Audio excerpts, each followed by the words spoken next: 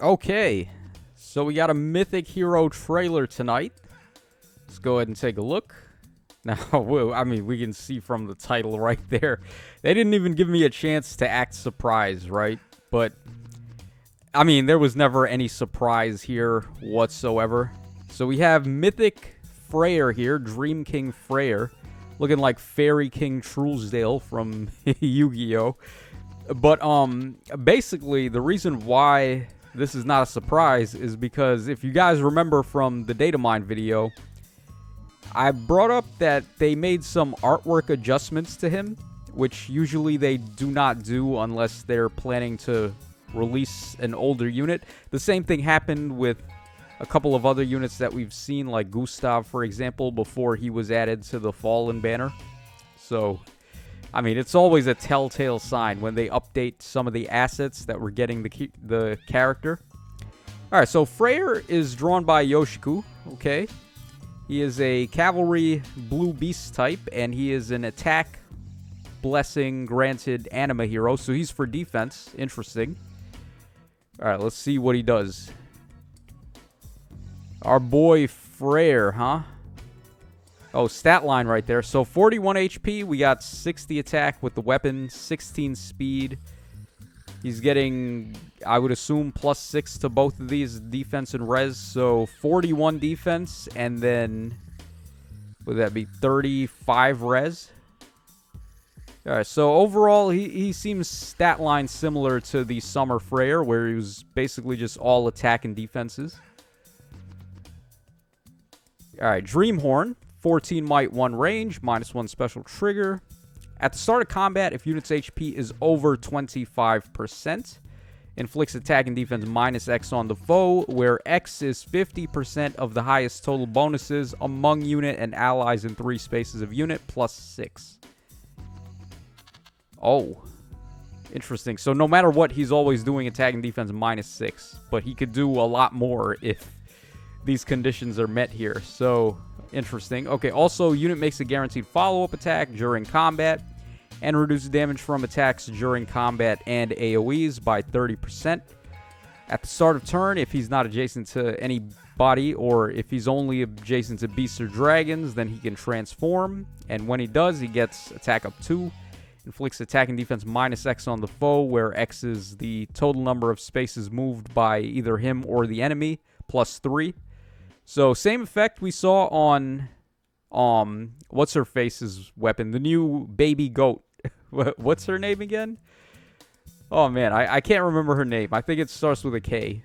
But, either way, like, the new arcane beast weapon had this new transformation effect for cavalry beasts. And we are seeing that already on Freyr's weapon. Also, if X is over 5, then 30% DR. Yep. Okay, so he does some nice stat drops. I would have preferred, actually, if he just had the binding necklace effect that also was on Baby Goat on her rearmed weapon. But, I mean, I guess just targeting attack and defense should be fine for him.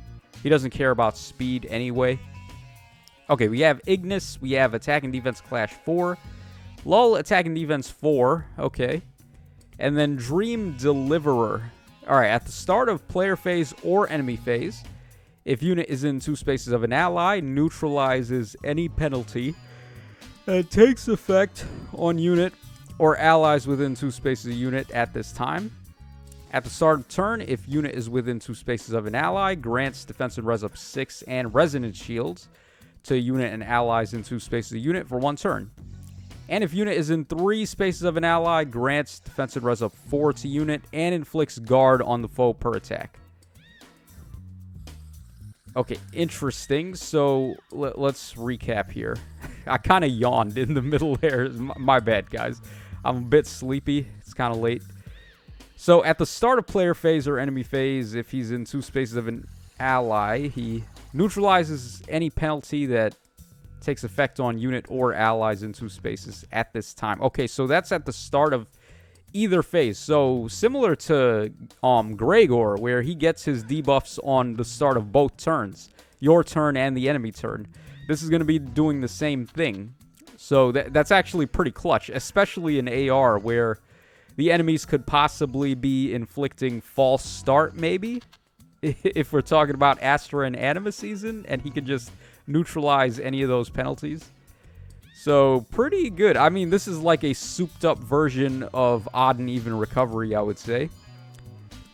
Alright, then he's also giving defense and res up 6 and res and shields to everyone, and then if he's in combat and he's 3 spaces from an ally, he gets defense and res up 4 and inflicts guard. Okay. So how much do you value his ability to nullify penalties? Is this the answer to Elamine for Astra season? Maybe. And then, of course, his goat transformation. Always loved this one. The giant horns there. Oh, Elm. Wait. Oh, I was about to say, is Elm also on the banner? Like Elm from Book 3 that we never got. But no, this is the New Year Elm there. Alright, who else is here? Let's see.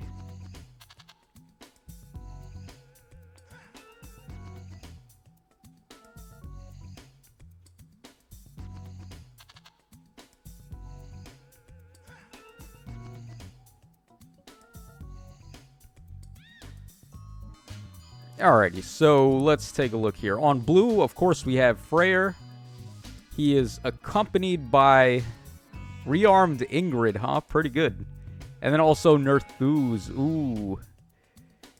I'm kind of interested in getting Arcane Lewin. There's a unit in mind that I want to give that to, so I might summon, but Freyr himself, I'm not really... I'm going to be honest, I'm not really interested at all in this guy. Alright, then in red, we have Legendary Lilina, we got Legendary Sigurd, and then we have Male Alir, who everybody got for free if you logged in during the time period. I'm pretty sure the time period is still going on. When was it? Up until, like, October or something like that. October or November, you just log into the game and you can get this guy for free. So make sure to do that if you want him. But if you're looking for merges, then this would be one of your chances to do it. I would say he's definitely going to be back on a better banner where he's not color sharing with 2 other characters. Then on green, we've got Saline. We have, what was her name again? Atri. And then we have Thor as well. And finally on colorless, we have Medeus Elamine, who is already being countered right there by Freyr. And then finally, we have Arvel. Okay. Colorless actually looks okay.